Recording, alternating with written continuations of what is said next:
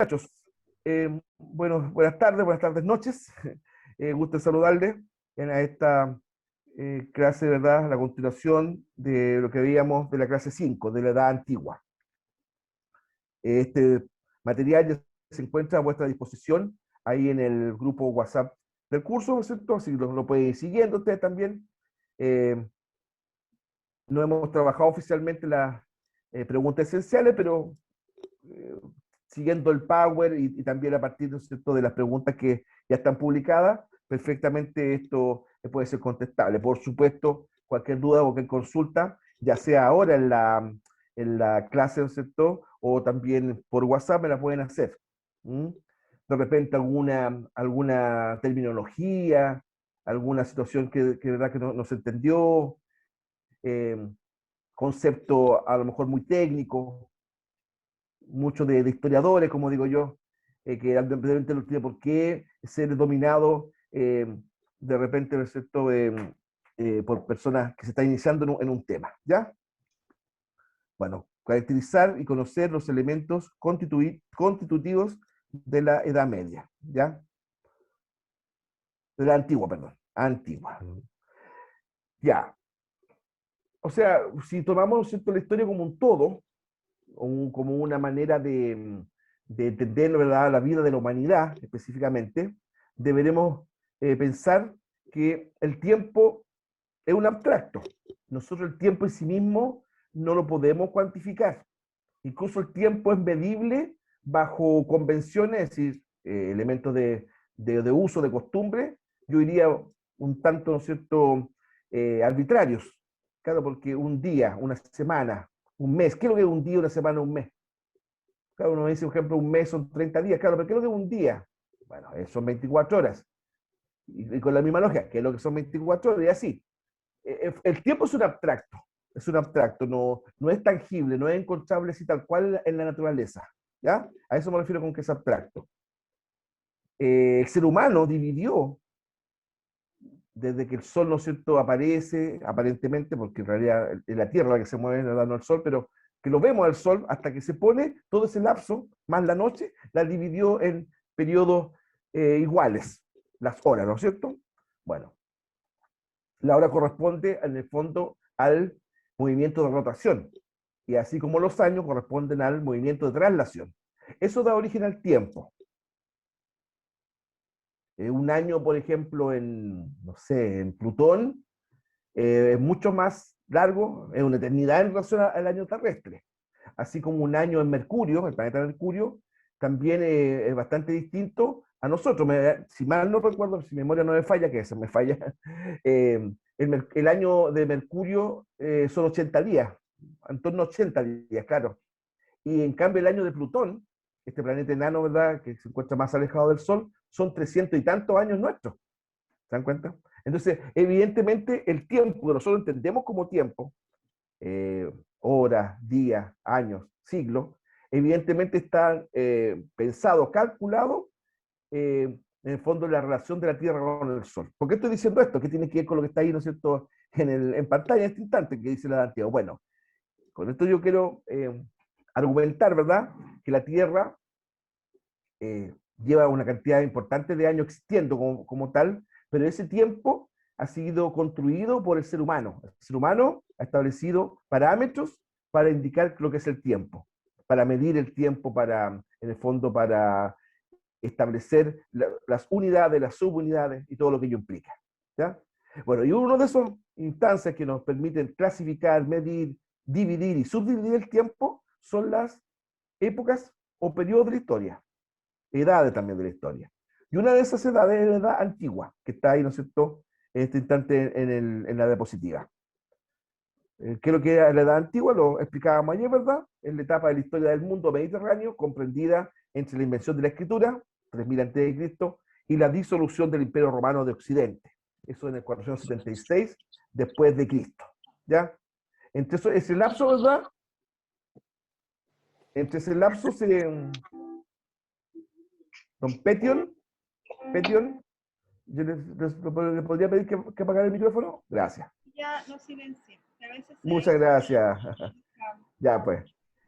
Eh, Bueno, entonces, desde ese punto de vista, ¿verdad? La historia, ¿no es cierto?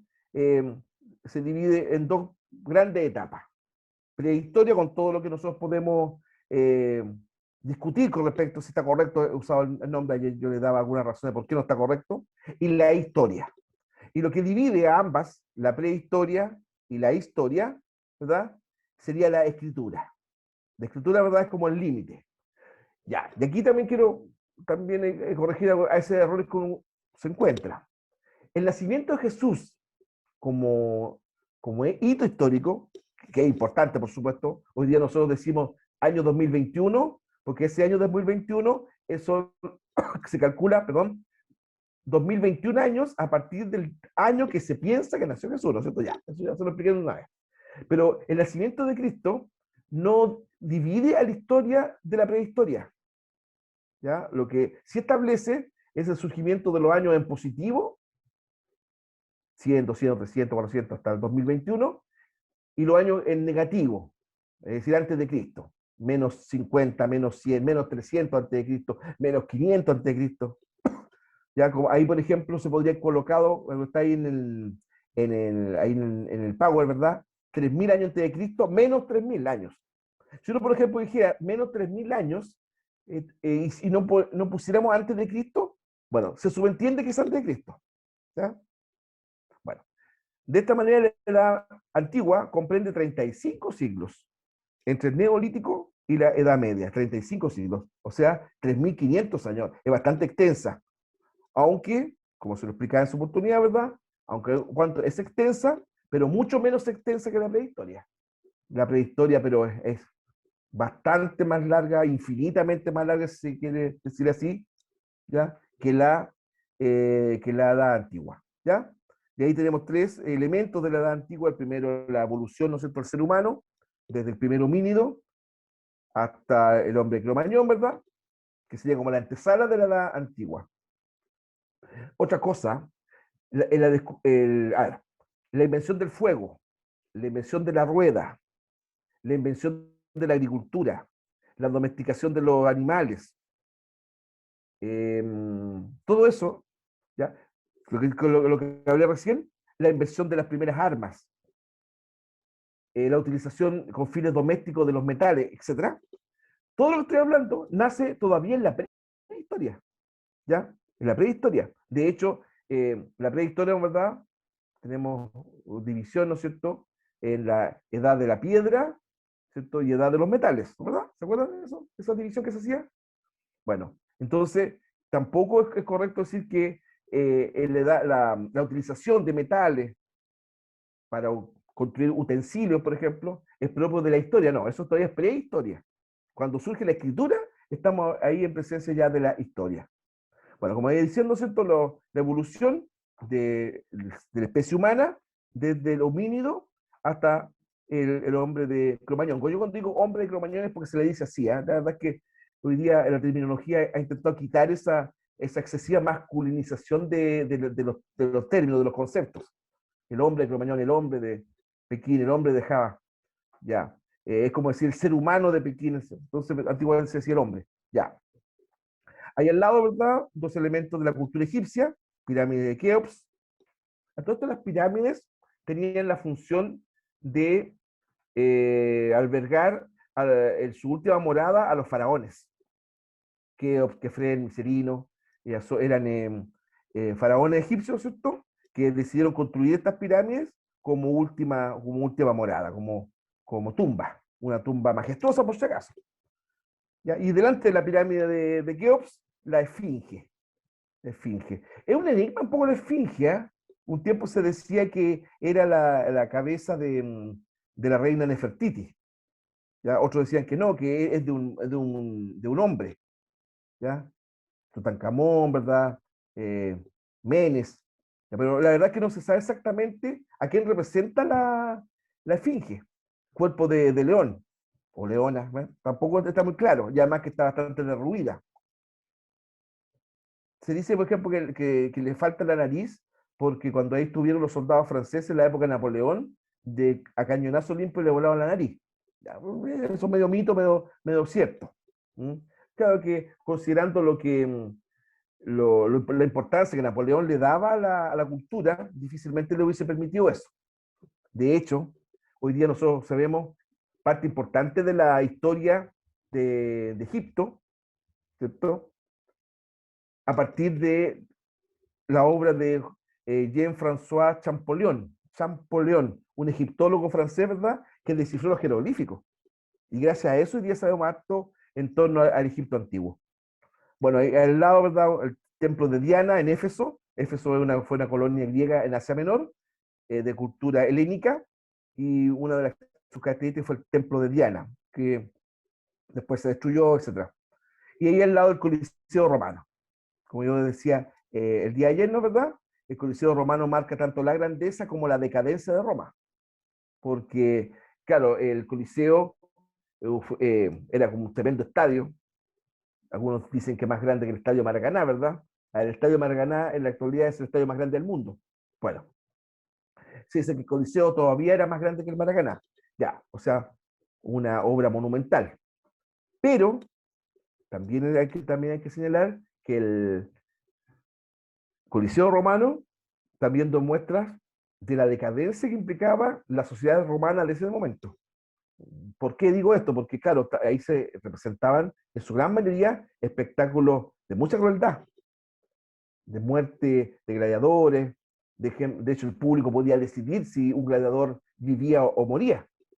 Ese tema de que el emperador romano, por ejemplo, aplicaba el pulgar hacia arriba, que era la vida, o el pulgar hacia abajo, que es la muerte, ¿ya? Bueno, originalmente era el público que lo que hacía eso, ¿no? Bueno, y después el emperador asumía como la voluntad popular y él decidía frente a si el gladiador vencido era muerto o vivía, ¿ya? Bueno, investigaciones actuales, y siempre este es un afán de ejemplificar que la historia constantemente, ¿verdad?, se está reescribiendo, han descubierto que el signo del pulgar hacia arriba o del pulgar hacia abajo, ese signo, ¿verdad?, era al revés. Al revés el significado, fíjense. Era todo lo contrario. El pulgar hacia arriba era la muerte del gladiador vencido y el pulgar hacia abajo era la vida. ¿Por qué dirán ustedes? Claro, porque en su origen, el pulgar hacia arriba era como el gesto que el soldado o gladiador vencedor enterraba la espada en el vencido, ¿ya? El pulgar hacia arriba era la acción de enterrar la espada. Y el pulgar hacia abajo significaba tirar la espada al suelo, es decir, perdonarle la vida al derrotado, ¿ya? Después se señala que distintas versiones cinematográficas, estoy pensando en un Espartaco, en su época, ¿no es cierto?, dieron vuelta en el tema y hasta el día de hoy, pues pulgar hacia arriba representa algo positivo. Uno de los emoticones que más se emplean en los WhatsApp, por ejemplo, o en Messenger, es justamente el pulgar hacia arriba, como sinónimo de aprobación, ¿verdad? Pero sepan lo que originalmente era al revés. El pulgar hacia arriba era muerte y el pulgar hacia abajo era vida, todo lo contrario. Bueno, ahí tenemos, ¿verdad?, la escritura, que como señalamos, era una instancia que de división de la historia, ¿ya? Historia y prehistoria. Acá tenemos la escritura cuneiforme, el nombre cuneiforme, que es de la Mesopotamia, ¿no es cierto? Escritura cuneiforme de Mesopotamia, establecía o se realizaba en torno a cuñas,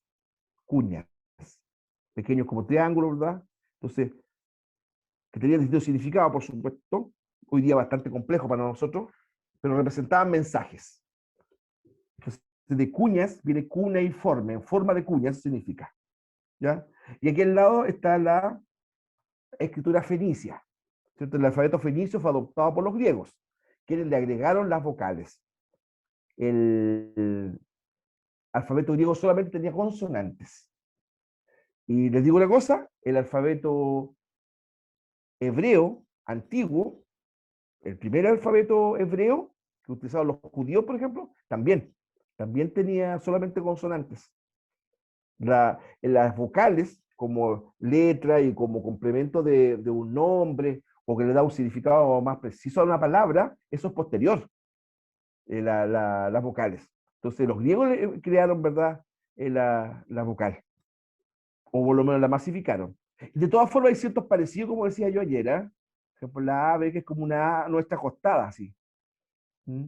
Y además que en el caso de los egipcios, de los egipcios también, ¿eh?, con los jeroglíficos, pero en el caso de los fenicios, las letras representaban ideas, ¿cierto? Ayer les leí algunas, a ver si ahora puedo leer algunas más, ¿verdad? Tenemos ahí que la Aleph, que sería nuestra A, representa un buey. La segunda Bet, nuestra B larga, una casa. El C que dice Himmel, ¿ya? Camello. Dalat, puerta, G, postigo, Wow, uña, y así, ¿ya? Eh, entonces, ¿se dan cuenta? Había una gran diferencia entre ese sistema y el nuestro. Yo le he explicado varias veces qué significa, cuál es el significado de decir, por ejemplo, que el alfabeto nuestro actual es fonético. Es fonético. ¿Ya? ¿Por qué es fonético? Porque nuestras letras representan sonidos. Ya, por ejemplo, mira ahí, ya, donde tengo el cursor, ¿no es cierto? Ya dice edad, antigua. Ya. Pero cada uno de estos signos, la letra E, la D, la A, la D, la N, etcétera, ¿ya? Bueno, representa un sonido que en sí mismo no tiene sentido. E, por ejemplo, ¿qué es lo que es? Es una letra, ya, pero aparte es una letra, ¿qué es lo que es? Ya hay palabras, ¿no es cierto? Puede ser como el, un verbo, ¿no? ¿Verdad? Una forma verbal, compuesta. He cantado, he bailado, bueno, ya. Pero así solo, no tiene sentido. Ya. Es la unión de estos sonidos que le da el sentido. ¿Ya? O sea, que nosotros, ¿no es cierto?, le atribuimos un sentido, edad. Ya empieza a tener sentido porque es un concepto, edad, antigua. Pero eso es la unión de sonidos, que juntos se le da un sentido, un significado, etcétera. Es diferente en el caso de otro idioma, ¿verdad? En que las letras representan en sí mismas significados. Buey, casa, camello, cerdo, no sé, pues, hora, ¿ya? Puñal. ¿Ves? El de acá, este es un sistema o un alfabeto de tipo iconográfico. Iconográfico. ¿Cierto? Es decir, los símbolos representan ideas. El nuestro, todo esto es fonético. Representan sonidos primero. Los cuales, ¿verdad?, al juntarse, formar palabras, representan finalmente una idea. ¿Ya? Eso, mira, por ejemplo, para que vean la diferencia. No sé, por los fenicios les bastaba escribir ese símbolo para decir casa, porque eso era la casa para ellos, ¿eh? Casa. En cambio, para nosotros tenemos que recurrir a 4 símbolos que representan sonidos, como dije recién, que juntos significan una casa, o nos indican, ¿verdad?, que estamos hablando de una casa. ¿Se dan cuenta? Bueno, características de la edad antigua. Preponderancia de las religiones politeístas. La mayoría de los pueblos de la antigüedad creyeron en la existencia de muchos dioses que se asociaban en general con fenómenos naturales. La excepción de este politeísmo generalizado fueron los persas y los hebreos. Claro, de hecho, por ejemplo, una primera gran clasificación de las religiones a nivel, yo diría, mundial, ¿verdad? Es justamente la división, ¿verdad?, que hablamos de politeístas y monoteístas. En la actualidad, las 3 grandes religiones monoteístas son el cristianismo, ¿verdad? El cristianismo, el islam, los musulmanes, ¿verdad? Y los hebreos, judíos, el judaísmo. Entonces, ha habido otras, ¿ah? De hecho, por ejemplo, en el antiguo Egipto hubo un faraón que intentó imponer un monoteísmo estatal, ¿ya?, a Menofis IV, a Kenatón. Este señor, ¿no es cierto? El Egipto antiguo tenía muchos dioses: Amón, Osiris, Set, Anubis, Tut, Isis. ¿Ya? Esos son todos los dioses tradicionales de los Ra. Ra es el dios del sol, ¿no es cierto? Que después se le hizo una fusión con Amón. También otro dios solar quedó Amón Ra. Que era, bueno, que digo es el más importante dentro del panteón politeísta egipcio, Amón-Ra. De hecho, Amón-Ra con el tiempo pasó en importancia a Osiris, lo superó. Bueno, pero hubo un faraón, Akenatón, o también su nombre original era Amenofis IV. Bueno, este caballero, ¿verdad? Siendo el soberano máximo de Egipto, intentó reemplazar al politeísmo tradicional por un monoteísmo estatal. Y el único dios permitido que se podía adorar, ¿verdad? Era el dios Atón, Atón, Atón, que era también como un dios solar. Una suerte de un ojo absoluto, un ojo que lo ve todo, que lo domina todo, es el dios Atón. ¿Ya? Bueno, la verdad es que esta reforma religiosa era en realidad un ideal, ¿no verdad? Akenatón era un hombre muy idealista. Bueno, fracasó. De hecho, no sobrevivió a su creador. Cuando muere Akenatón, al poco tiempo después, el politeísmo que estaba muy arraigado dentro de los egipcios volvió a resurgir y incluso al revés, pues, Atón fue prohibido. La adoración de este dios creado por o impuesto por Amenofis IV, ¿verdad? Fue prohibido. Fundamentalmente los sacerdotes que dirigían el culto a Amón, ¿verdad? Es lo que presentaba la mayor oposición, ¿verdad?, a esta reforma religiosa de Akenatón. Una anécdota ahí. El hermano menor de Akenatón, ¿no es cierto? Él originalmente se llamaba Tutankhamón, Tutankamón para nosotros, ¿cierto? Tutankamón. Ya, Tutankamón. Lo que ocurre cuando está dando el poder su hermano, este le obliga a cambiarse nombre. ¿Ya? Y después, en vez de llamarse Tutankamón, pasó a llamarse Tutankatón. Ya. El primero quería decir Tutankamón, el que ama a Amón, el que adora a Amón, eso significa Tutankamón. Ya. Pero Tutankatón es el que adora a Atón, este dios, ¿no es cierto?, nuevo, entrado por la fuerza. Esta sería una imagen, ¿verdad? Bueno, de Set, como dije ayer, este dios maligno, enemigo de estos tres, ¿ya? Claro, porque pensemos una cosa, el panteón egipcio también explicaba ciertos fenómenos naturales a partir, ¿no es cierto?, de estas disputas, estas luchas entre los dioses. ¿Se dan cuenta? Eso también un poco se da con los griegos, ¿eh? También en Grecia también hay una idea de que los dioses luchaban entre sí, unos dioses malos, otros dioses buenos. Y tanto así, que también en la antigüedad, y también lo dije ayer, claro, hubo una religión, el zoroastrismo, religión de tipo persa, ¿no es cierto? Zoroastrismo, que hoy día existe todavía, ¿eh? El zoroastrismo. Fíjense una curiosidad, el vocalista del desaparecido grupo Queen, falleció también en Freddie Mercury, él seguía la religión zoroastra, ¿ya? Porque sus padres, ¿verdad?, tenían ascendencia egipcia, persa.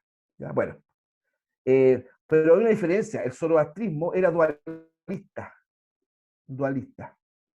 ¿Qué significa dualista? Es una religión que coloca al bien y al mal como en el mismo nivel de poder.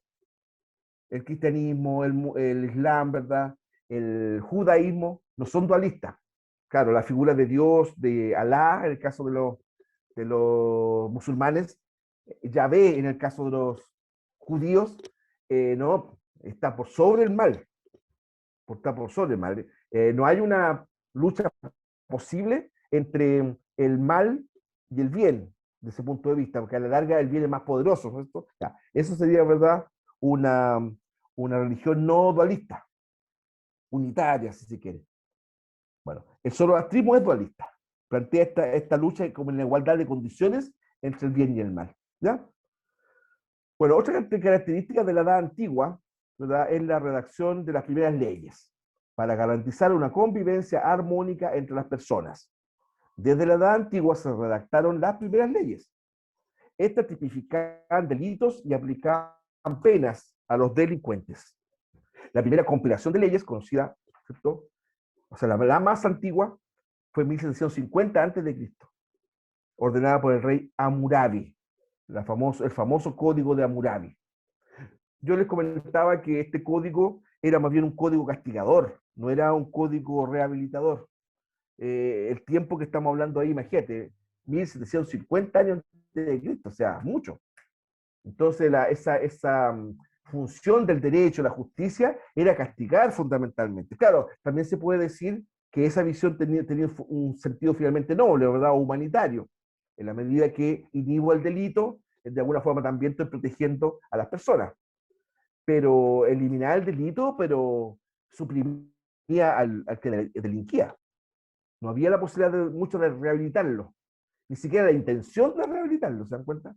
No como hoy día, que en general, ¿verdad? El que delinque tiene la opción de rehabilitarse, ¿cierto? Y poder, ¿verdad? En un momento dado, servir nuevamente a la sociedad. Podemos discutir si eso es eficaz o no, o si esa persona que está haciendo eso se lo merece o no, esa segunda, tercera, cuarta o más oportunidades, ¿verdad? Bueno, claro, porque hoy día se entiende que el derecho humano, el derecho de las personas, ¿verdad? Está incluso por sobre eh, los principios penales. O sea, el derecho humano, ¿verdad? Tiene una mayor fuerza universal que incluso una sentencia penal. Por eso que, por ejemplo, de repente ciertas penas, ciertas condenas pueden ser impugnadas por si estas estuvieran en choque, en conflicto con los derechos humanos. Me explico, te voy a poner un ejemplo. Ya. Un delincuente, por más delenable que sea su delito, estoy pensando ya, los famosos portonazos, por ejemplo, que hoy día tanto daño provocan, tiempo atrás, ¿verdad? Producto de un portonazo, ¿cierto? Fallece una niñita, ¿verdad? Independiente de las circunstancias, ¿no es cierto? Pero esa niña muere en torno a un portonazo, ¿cierto? Un delito. Bueno, vamos a suponer, ¿no es cierto?, que aplicando un castigo ejemplarizador, ¿no es verdad? Para que no se vuelva a cometer, al tipo o todos los tipos que cometieron esto, y se les condena a cárcel ya, pero antes de entrar al presidio, el latigazo en público, como era antiguamente. Porque la flagelación, es decir, golpear con el látigo, ¿verdad?, a un condenado, es muy antigua. En muchas culturas se hizo eso, flagelar a alguien, azotarlo. Ya, vamos a suponer, por ejemplo, que se pudiera en la actualidad. Esa situación que estoy diciendo. Bueno, evidentemente eso entraría, pero claramente en contra de derechos humanos. ¿Ya? Porque incluso la sanción penal, es decir, cárcel, no tiene que ir acompañada de apremio físico, muchachos. Las mutilaciones que de repente se recomiendan para ciertos casos, no sé, por un culpable de violación, ¿ya? Una castración, por ejemplo, que sería una mutilación. Bueno, está prohibida, pero expresamente por todos los preceptos y códigos y leyes de tipo humanitario, ¿no?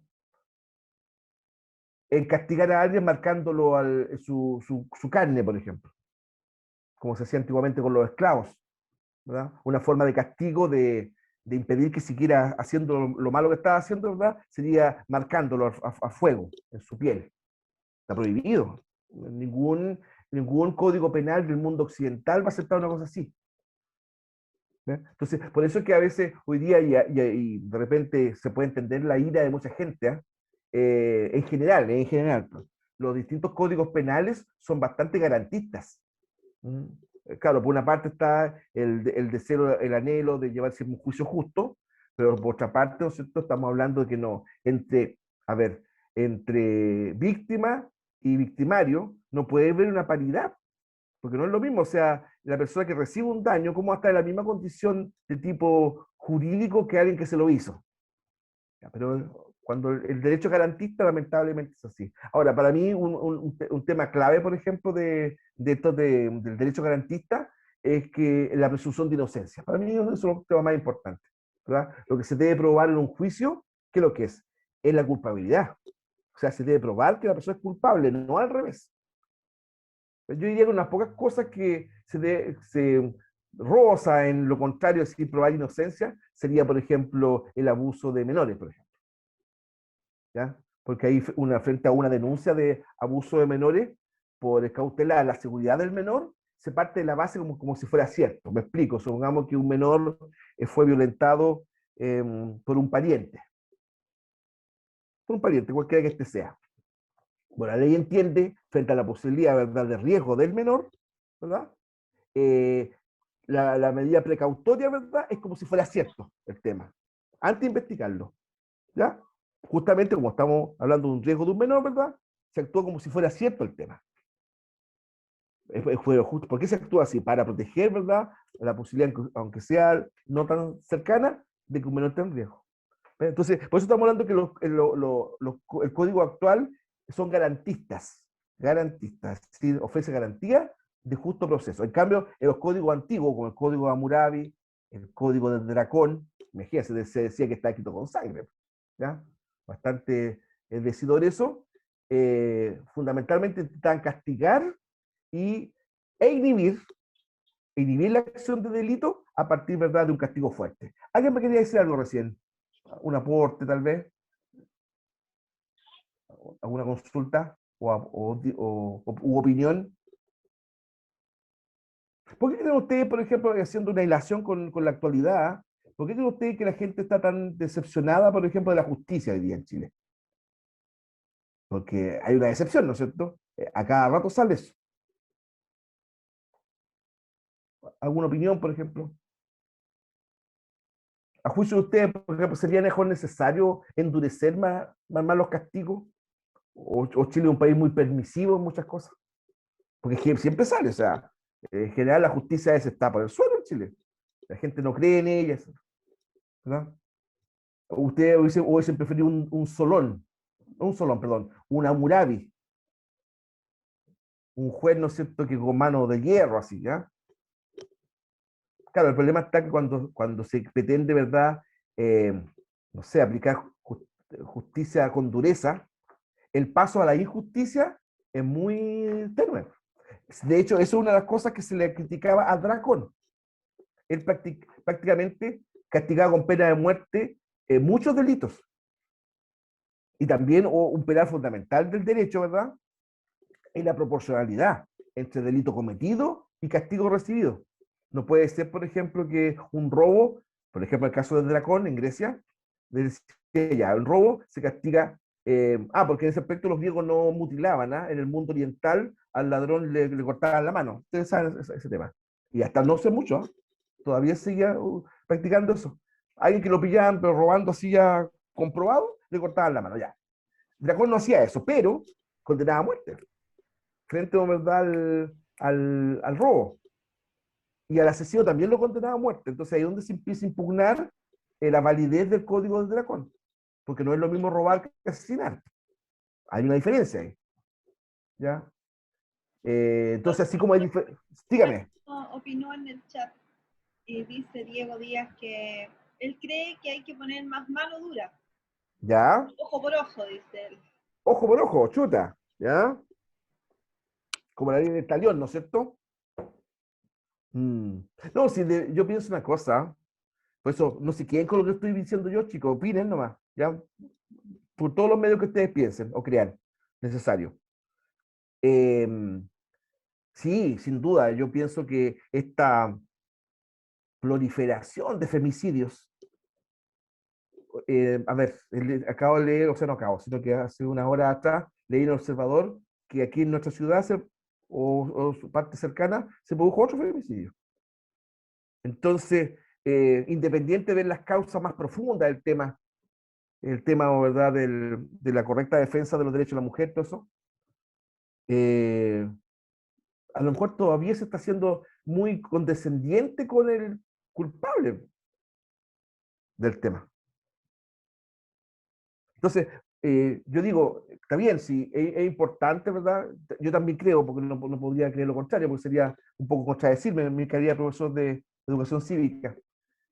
Yo creo en la rehabilitación del delincuente, sí, sí, por supuesto, si una persona puede en un momento dado cometer un delito que entendiendo desde ese punto de vista, un error, ¿no, verdad? Y puede rehabilitarse, si una persona, sobre todo un joven, ¿no es cierto?, de que le falta tantos años por vivir, ¿cómo va a estar para siempre marcado por un delito que cometió? Estoy pensando en un robo, cosas así. O sea, ahí la sociedad debe dar la oportunidad que se rehabilite y que aporte para la sociedad. Pero delitos graves, yo pienso que debería haber una legislación más estricta, sin tantas garantías. Eh, pero también está el equilibrio, porque tampoco se trata de crear un estado vengativo.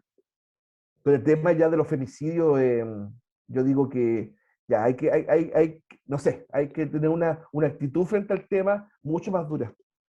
Y ojo, que no incluya solamente una lucha de las mujeres por el tema, porque también es una visión equivocada, ¿verdad? También es una visión equivocada, porque ¿cómo? O sea, ¿cómo le vamos a atribuir ya cualquier avance en materia de femicidio a lo que se muevan las mujeres, digamos, por sensibilizar o no? Disculpen algo personal, pero es que yo siempre le he contado, ¿verdad? En lo personal yo soy padre de 3 hijas. Entonces, ¿cómo voy a tener una actitud neutral frente al tema? Ah, porque soy hombre, no. Sí, no. Imagínense, yo soy padre de 3 hijas, 23 años, 13 años, 11 años, la edad. ¿Ves? Entonces, es más, uno ahí, por ejemplo, cuando un tema, a lo mejor a ustedes les pasa lo mismo, digamos, cuando un tema le está afectando más cercano, ahí tambalea uno en cuanto a la convicción de la pena de muerte. ¿Ya? La pena de muerte, o sea, la pena de muerte usted sabe que en Chile ya no existe, ¿verdad? Me parece que existe en algún caso de traición a la patria en tiempo de guerra, pero esto es muy teórica. Pero determinados juristas, o sea, las personas entendidas en la materia, opinan que en determinados casos no es, a ver, no sería contraproducente reponer la pena de muerte. Entre otras cosas, por muerte violenta contra menores, y yo pienso que también habría que agregar los femicidios. ¿Mm? En algunas determinadas circunstancias. Entonces, claro, si ahora, por el lado, ¿verdad?, de los que están contrarios a la pena de muerte, dicen, claro, por cierto, el que está preso puede salir en libertad y el Estado lo puede indemnizar, como ha pasado muchas veces. ¿Eh? Como ha pasado muchas veces. Un detenido, ¿verdad?, una detenida, pagando una culpa que no fue, bueno, sale en libertad y existe una reparación. En cambio, la pena de muerte no. Si hubo un error judicial, como ha también ocurrido, el caso más famoso de lo que estoy hablando, Mary Fagan, con PH, Mary Fagan, fue una niña, ¿verdad?, que fue violada y asesinada en Estados Unidos. Y en un juicio muy rápido y muy somero, se acusó al administrador del edificio donde ella vivía, un señor de apellido Frank, de origen judío, que él había matado y violado, etc. Las evidencias que encontraron fueron eh, a ver, circunstanciales. Ciertos ropajes, ciertos elementos, ¿verdad? El hombre fue colgado, finalmente. ¿Eh? Pasaron como 60 años, fíjense. Y se encontró después, el pariente de un nochero del edificio encontró un diario de este otro señor, en el cual él confesaba, porque ya no podía más con su conciencia, confesaba que él había dado muerte a la niña. 60 años después, en un escrito encontró por ahí. Y la justicia no dio para nada con el culpable. No estoy seguro, pero hubo una suerte de reivindicación de la memoria de este señor Frank. Se dice que entre las cosas por las cuales lo condenaron con tanta rapidez era porque él era de credo judío. Ustedes saben que había un antisemitismo en todo el mundo. ¿Ya? Bueno, la justicia es un tema interesante de analizar, muchachos, y que no es neutro, no es neutral, nos afecta en gran medida. Bueno, la convivencia entre distintas formas de Estado, ¿verdad? O algunos fueron ciudades independientes, ¿verdad? Como sumerios, fenicios, griegos, como los mayas acá en América. Algunos otros estados, como los hebreos, los lidios y los hurritas, formaron reinos unificados, monarquía. El rey David, por ejemplo, el rey Salomón, el rey Saúl, el rey Creso de Libia. Los egipcios, los acadios, hititas, asirios, babilonios, persas, macedonios, romanos, construyeron imperios que englobaban una gran cantidad de pueblos. El más grande de todo, como lo he dicho reiteradamente, como ahí dice, ¿verdad? El imperio romano. Siglo I después de Cristo unificó a todo el mundo mediterráneo. ¿Ya? A todo el mundo mediterráneo. ¿Ya? Ya, y ahí tenemos dos imágenes de estos pueblos muy guerreros. ¿Ah? Los asirios, por ejemplo, fueron pueblos muy bélicos. Los hititas también. De hecho, los hititas, como dije en su oportunidad, desafiaron y derrotaron a Egipto. Sí, se lo vencieron. Vencieron. Egipto se salvó porque su faraón, Ramsés II, logró llegar a hacer un tratado con los hititas. Bueno, hubo muchas formas de gobierno de la Edad Antigua que usaron la monarquía. Durante la Edad Antigua casi todos los estados tuvieron monarquías absolutas. era que los reyes concentraban en sus manos todos los poderes estatales, ¿ya? Ejecutivo, legislativo, judicial, los tres estaban en poder de este rey, que era de verdad era todopoderoso, ¿va?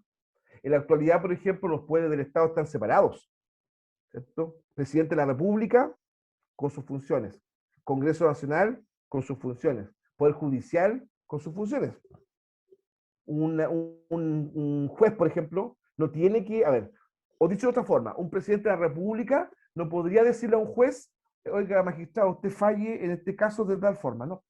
Sería una flagrante violación a la independencia de los poderes del Estado. ¿Te das cuenta? Sí hay más relación entre el Poder Ejecutivo y el Legislativo. En el caso chileno, por ejemplo, todavía con la Constitución que está siendo vigente, eso puede cambiar más adelante, ¿verdad? El Ejecutivo manda proyectos de ley al Congreso y maneja los tiempos legislativos, etcétera. Este famoso tercer retiro, ¿verdad? De los dineros de la AFP, obviamente, ciertamente la actitud, postura del gobierno es decisiva. Si el gobierno decide llevar este tema de la AFP ante el Tribunal Constitucional, podría llegar hasta ahí, no más, ¿se dan cuenta? Ya, pero eso está legislado en todo caso, ciertas competencias en Chile del Poder Ejecutivo en relación al Legislativo, pero hay independencia de poderes. En cambio, en la antigüedad, no. La voluntad del rey, del emperador, del monarca, de como queramos llamarle, ¿verdad? Era absoluta. En el fondo, la voluntad del rey era la ley, lo cual obviamente lo hacía arbitrario. Además de ser absoluta y hereditaria, la monarquía egipcia, por ejemplo, fue teocrática. Teocrática. Ahí tenemos unos ejemplos. ¿Ya? Ya que los faraones afirmaban ser dioses vivientes. Ahí tenemos, ¿verdad?, a Tutankamón, ¿no es cierto? Esas barbas eran en las representaciones, ¿eh? Muchas veces no existían en la realidad. ¿Ya? Nefertiti, y me parece que esto tendría que ser Cleopatra, ya en el Egipto tardío. ¿Ya? Y reyes, ¿verdad?, hebreos. El rey Saúl, el rey David, el rey Salomón, tal vez de los más conocidos. La diferencia entre ambos, ¿verdad?, que el rey en Israel, ¿verdad?, tenía función fundamentalmente política y militar.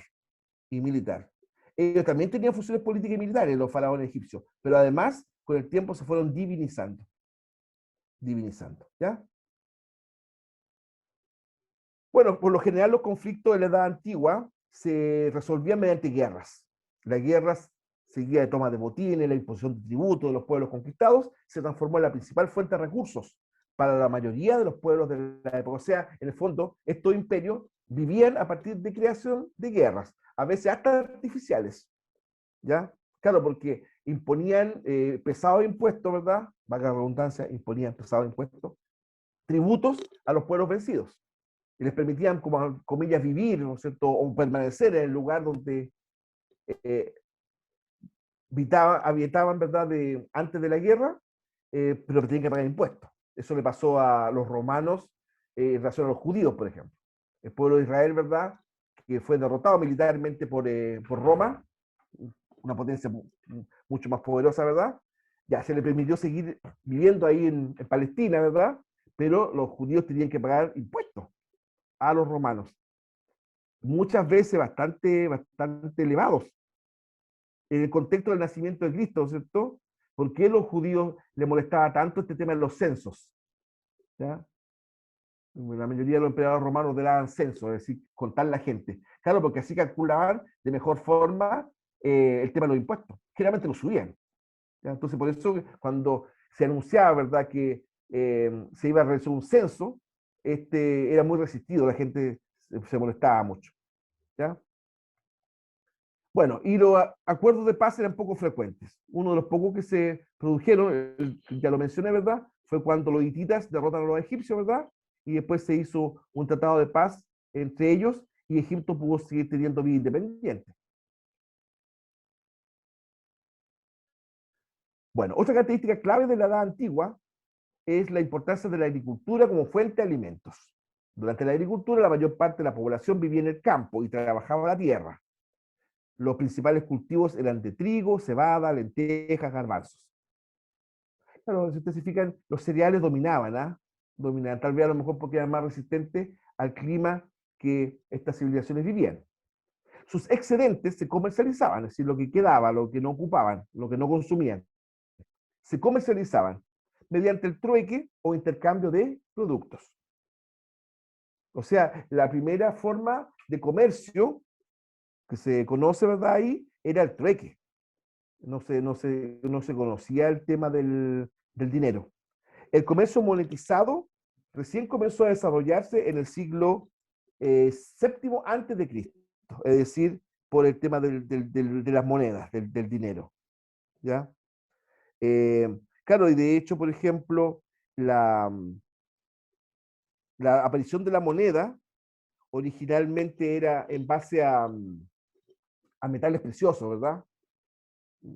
Había monedas de oro, había monedas de plata, después había monedas de cobre, y eso después, como era cada vez más peligroso, el tema de los transportes, por ejemplo, olvídese de transportes blindados como hoy día cuando se la llenan, ¿cierto? Aquellos camiones que van a surtir los cajeros automáticos, bueno, no, en ese tiempo transportar dinero era muy peligroso, muy peligroso. Había regiones que prácticamente era ley de la selva, o sea, a merced de los bandidos. Ya, entonces, después con el tiempo, el dinero en sí mismo, ¿verdad? Fue variando y se transformó, ya no en la edad antigua, sino que ya en edades más recientes, al sistema de papel moneda, que es el sistema, por ejemplo, que tenemos en Chile. ¿Ya? Pasamos a un sistema metálico, es decir, el dinero representaba oro, plata, etcétera, a papel moneda, una moneda cuyo valor la da el Estado. No representa oro, no representa plata, como antiguamente. Ya hay imágenes, ¿cierto?, de la agricultura, tanto en Egipto como en Mesopotamia. Eso también le agrega una importancia que la mayoría de las civilizaciones antiguas, ¿verdad? Todas prácticamente, surgen en base a grandes ríos. A grandes ríos. Ya. Otra característica clave de la edad antigua es la jerarquización de las sociedades. ¿Ya? En la edad antigua la población se agrupaba en grupos que tenían distintos derechos y obligaciones. En la mayoría de las sociedades, la pirámide social incluía los siguientes sectores. Esto es bastante transversal a mesopotámico, a egipcio, después a romano, etc. Tal vez, por ejemplo, en Roma, el grupo sacerdotal fue después más reducido, lo mismo en Grecia. No fue tan decisivo, por ejemplo, el grupo social de los sacerdotes.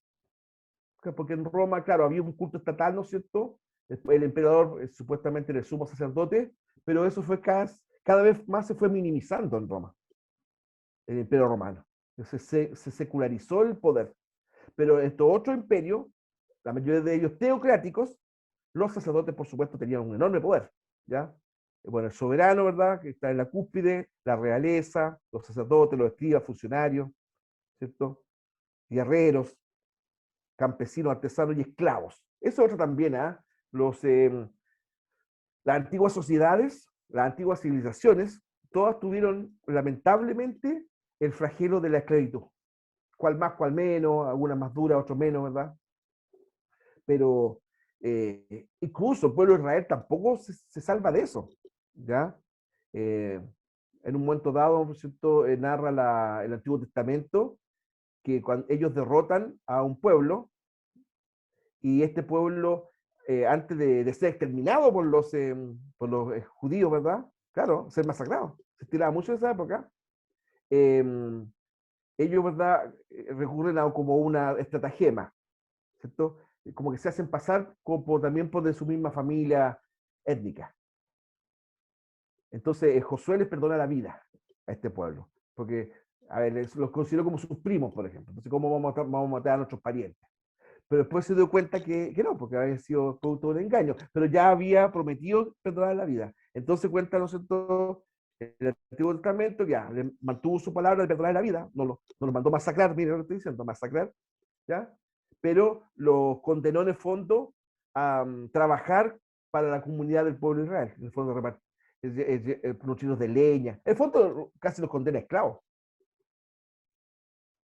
Pasaje del Nuevo Testamento también habla de esclavitud en la sociedad en la cual vivió Jesús, por ejemplo.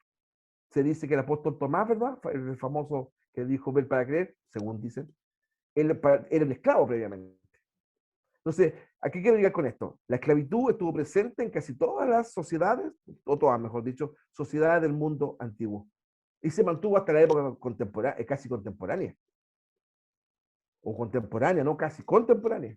Piensen ustedes que la esclavitud en Estados Unidos se mantiene hasta 1865. Hubo una guerra ahí, la guerra del norte contra el sur, ¿no es cierto? La guerra de secesión. Brasil, los 1880 y tanto. ¿Ves? Y como siempre se ha dicho, en algunos países africanos, de Asia, etcétera, hay todavía una esclavitud como disfrazada, así disimulada. ¿Mm?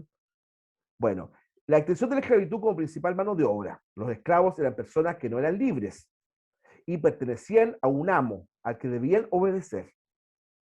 Este tipo de servicio existió en todas las civilizaciones, incluso lo destaqué ahí en rojo, de la antigüedad. Pero la esclavitud se transformó en mano de obra predominante en la antigua Grecia y en el Imperio Romano. ¿Ya? Es decir, claro, y además que después la esclavitud se convirtió en un negocio en sí mismo. Ya no era solamente, por ejemplo, prisioneros de guerra, ¿verdad? Sometidos a la esclavitud como castigo, como forma de tenerlo a raya. No, no, la esclavitud después era un fondo, un comercio humano que dio origen a grandes fortunas. Los gladiadores que hablaba delante, claro, eran gente que podían acumular incluso riqueza. ¿Eh? Ojo, el gladiador podía acumular riqueza propia, pero era un esclavo. Es decir, no era un hombre libre. ¿Cierto? Ahí tenemos, ¿verdad? Grandes civilizaciones, por ejemplo, el antiguo Egipto, las principales creaciones de la civilización egipcia fueron la escultura jeroglífica, la construcción de pirámides, la momificación de los cadáveres de los faraones. ¿Ya? Le sacaban las vísceras, ¿no es cierto? Para evitar su putrefacción, ¿verdad? Y con eso los egipcios creían y pensaban que el alma vivía bien, el alma estaba asegurada al momificar, embalsamar el cuerpo del fallecido. La civilización egipcia está a orillas, como dije antes, del río Nilo. Y la civilización mesopotámica está situada entre los ríos Tigris y Éufrates. Ya sus principales creaciones culturales fueron la escritura cuneiforme, de la cual ya hablamos, la legislación, el tema, por ejemplo, del Código de Hammurabi, y el sistema sexagesimal, ¿ya? Es decir, basándose en el 60. Por ejemplo, como medimos los ángulos o los grados, por ejemplo, de un círculo, es el sistema sexagesimal. ¿Ya? Bueno, otras tal vez de las civilizaciones más clásicas de la antigüedad, ¿verdad? Es Grecia y Roma. ¿Cierto? Grecia, situada en el extremo sur de la península de los Balcanes, fue la cuna de la filosofía. La filosofía dicen que es como la disciplina intelectual más excelsa, más sublime, más completa. Bueno, la historia, ¿ya? La historia, ya los griegos conocían el concepto de historia, es decir, relatar ordenadamente hechos del pasado. ¿Eh? Eso ya estaba presente en los griegos. La comedia, una obra, ¿verdad?, de teatro de origen cómico, satírico, burlesco. La tragedia, que fundamentalmente desarrollaba dramas humanos o relación de humanos con los dioses, con destinos bastante funestos, trágicos. La política, el arte de gobernar el pueblo. Miren, política, hoy día que uno tiene una visión como negativa de, ¿cierto?, de eso, política en griego significa el arte de gobernar el pueblo, eso significa política. ¿Tá? ¿Cómo se ha ido el tema deteriorando? ¿Ah? Los Juegos Olímpicos, cada 4 años, en la ciudad de Olimpia, perdón, ¿ya? En la polis, ¿cierto? Y en homenaje a los dioses del Olimpo, ellos practicaban distintas pruebas, ¿cierto? En una de esas ciudades, la Atenas, ¿cierto? Siglo V a.C., se creó la democracia directa como forma de gobierno. En Atenas fue la primera parte del mundo en donde la gente, algunos, no todos, algunos, ¿verdad?, elegían a sus autoridades. El poder de los demos. Demos es decir como un barrio, ¿eh? O se dicen como una tribu. Bueno, el poder del pueblo se dice hoy día. ¿Ya? La primera parte donde se hizo eso, que se votaba para elegir a alguien, ¿verdad? Fue en Atenas. Por eso que es la cuna de la democracia. Aunque ahí era en fondo de democracia directa. Cada votante tenía una pequeña porción de poder, que distinto a nosotros hoy día, que es una democracia representativa. Bueno, Roma hizo o logró construir el imperio más grande del mundo, de toda la historia, imperio militar más grande de la historia. Llegó a dominar todas las costas del mar Mediterráneo. En aquellos amplios territorios los romanos difundieron su lengua, el latín. De hecho, del latín deriva el castellano, ¿cierto? El francés, el italiano,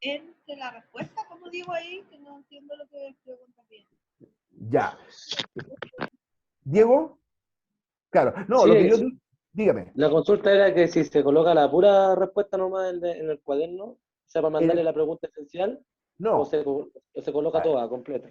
te explico. Lo que yo dije, la pura respuesta, es en la guía de aplicación. ¿Ya?